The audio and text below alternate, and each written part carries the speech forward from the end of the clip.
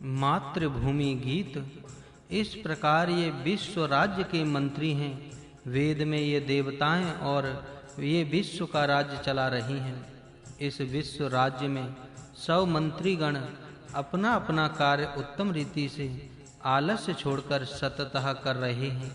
कोई मंत्री कभी सुस्ती नहीं करता, रिश्वतखोरी नहीं करता, दूसरे के कार्य में हस्तक्षेप नहीं करता।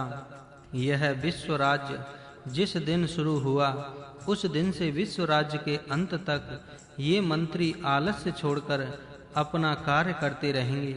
अतः इनका वर्णन जो वेद में किया गया है वह आदर्श मंत्रियों का वर्णन है, और वह वर्णन हमारे मानवीय राष्ट्र के मंत्रियों के लिए आदर्श वर्णन करता है।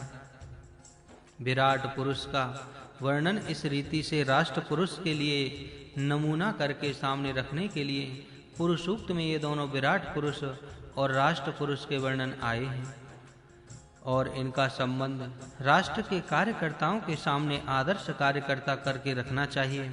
विराट पुरुष आदर्श पुरुष है और उस आदर्श के अनुसार चलना राष्ट्र पुरुष का कर्तव्य है। अखिल मानव समाज रूपी पुरुष को एक होकर अपने में उत्तम सहकार्य करके सब मानवों को अभ्युदय तथा निश्रेयस प्राप्त हो, ऐसे शुभ कर्तव्य के मार्ग से ले जाना, यह विराट पुरुष के वर्णन से मानवों को बोध प्राप्त कराना है। अब एक तीसरा पुरुष रहा है, वह प्रत्येक व्यक्ति के रूप में, अर्थात जो मानव समाज के प्रत्येक व्यक्ति के रूप में पृथ्वी पर कार्य कर रहा है, वह स्त्री पुरुष के रूप में संचार करने वाला व्यक्ति रूप पुरुष है। इसका विचार अब करना है। इस प्रत्येक व्यक्ति को अपना स्वरूप प्रथम समझना चाहिए। वह ऐसा है। व्यक्ति रूप पुरुष ब्रह्मांड व्यापी पृथ्वी से देवलोक तक जिसका फैलाव है, ऐसे विराट पुरुष का वर्णन हुआ है। दूसरा राष्ट्र पुरुष सार्वजन समाज रूपी पुरुष जो पृथ्वी के चारों ओर व्याप रहा है, उसका भी वर्णन हमने देखा। पहला विराट हर एक मनुष्य को करना अत्यंत आवश्यक है, क्योंकि हर एक मानव इस शरीर रूपी देव नगरी में रहता है।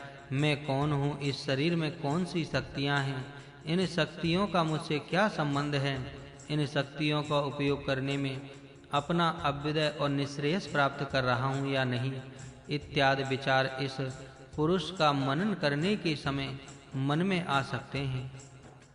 इसीलिए इस तीसरे पुरुष का विचार बड़ा महत्व रखता है। अतः अब इस व्यक्ति पुरुष का विचार करते हैं। ऐश्वर्य उपनिषद में व्यक्ति पुरुष के शरीर में देवताएं किस रीति से रही हैं, जिसका वर्णन है, वह यहाँ देखने योग्य है। अग्नि वाणी का रूप धारण करके मुख में प्रविष्ट हुआ, वायु प्राण बनकर नासिका में संचार करने लगा, सूर्य आंख बनकर नेत्र में स्थान में रहने लगा, दिशाएं कान बनकर श्रवण इंद्री में आकर रहने लगी, औषधि वनस्पतियां लोम बनकर त्वचा में रहने लगी, चंद्रमा मन बनकर हृदय में बहने लगा, मृत्यु अपान बनकर नाभि में रहने लगी, जल रेत बनकर शिश्न में रहने लगा। इस तरह अन्याय देवता अन्याय स्थानों में आकर रहने लगे। इस विश्व में जितनी देवताएं हैं, वे सब की सब देवताएं इस प्रकार अपने मानवीय शरीर में आकर रहने लगे हैं। इसे यह हुआ कि जो विशाल देवता विश्व में हैं, वे ही देवी देवता अंश रूप से आकर इस मानव शरीर में रहने लगे हैं।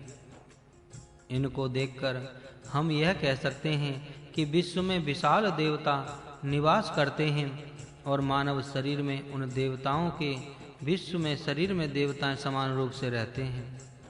पिता देवों से पुत्र देव उत्पन्न हुए। पुत्र देवों का इस मानव देह में रहने के लिए स्थान देकर पिता देव विराट पुरुष के विश्व देह में रहने लगे। विराट पुरुष के देह में आने के देवता और अनेक रहने लगे। उन सब देवताओं को अंशरूप पुत्र हुए।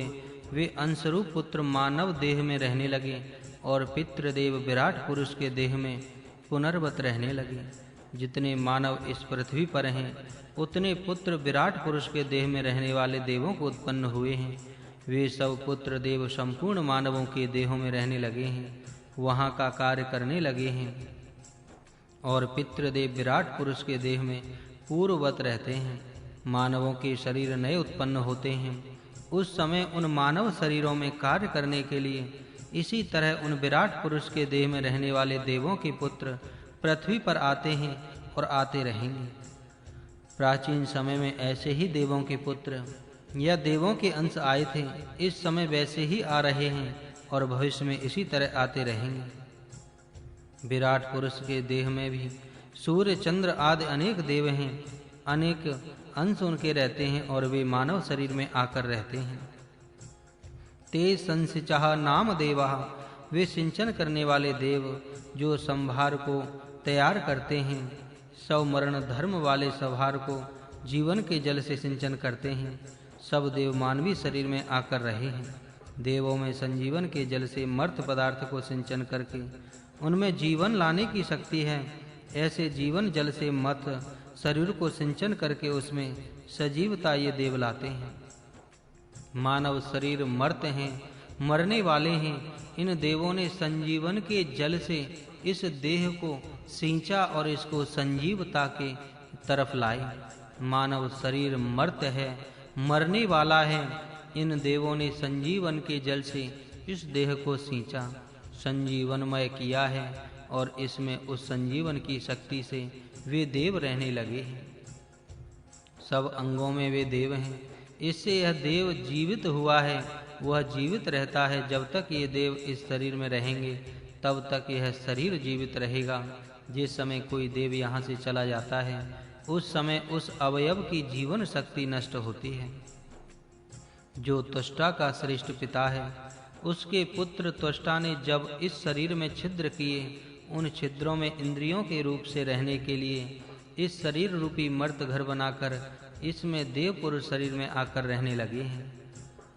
विराट पुरुष के देह में जो त्वष्टा कारीगर रहता है उसको पुत्र हुआ है। वह पुत्र त्वष्टा इस शरीर में रहने लगा और यहाँ वह अंग और अवयव बनाने लगा। मानव शरीर यह मरण धर्म वाला शरीर है। इसको इन देवों ने जीवन जल से सिंचन किया, इससे इस शरीर में जीवन आ गया। इस मानव के मर्त शरीर में सब देव अंश रूप में आकर रहने लगे हैं। इससे जीवन की कला इस शरीर में आ गई है और मर्त धर्म वाला शरीर जीवित होकर कार्य कर रहा है। हड्डियों की समुदाय बनाई, तब 8 प्रकार का जीवन जल उन्होंने लाकर सिंचन किया, रेत का घी बनाया और देव इस मानवीय शरीर में घुसकर रहने लगे हैं। यह गृहस्थ आश्रम यज्ञ है जहाँ वीर रूप घी का हवन होता है। 8 प्रकार के जीवन जल से मरने वाले शरीर को सिंचन करके उसको सजीव रखा जाता है। अस्थियों की समुदाय इस यज्ञ में हवन की जाती हैं और इस यज्ञ से पुत्र उत्पन्न होता है। इस पुत्र देह में विराट पुरुष के देह में जितनी देवताएं हैं उन सब के अंश आकर रहते हैं। कौन सी देवता कहाँ रहती हैं इसका वर्णन पूर्व स्थान में ऐतरेय उपनिषद के वचन में बताया गया है।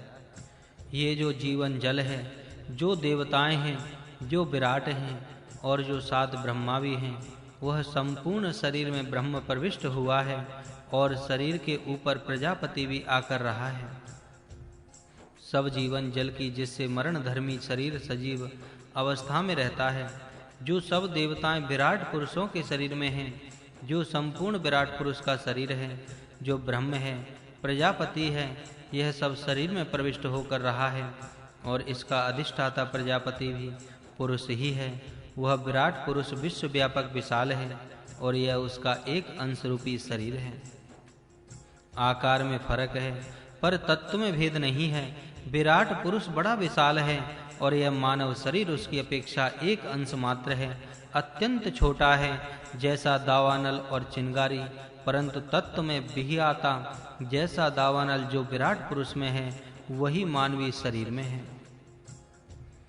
देह प्राण में मानवीय देह का भाग बनकर रहा है।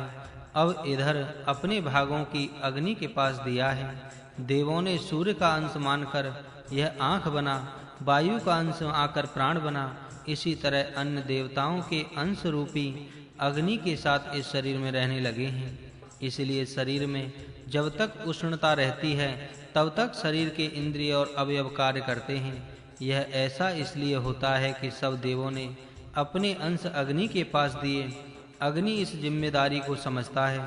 सब देवताओं के अंशों को अपने साथ धारण करता है। इसलिए शरीर में उष्णता रहने तक सब देवों के अंश इस शरीर में रहकर कार्य करते रहते हैं।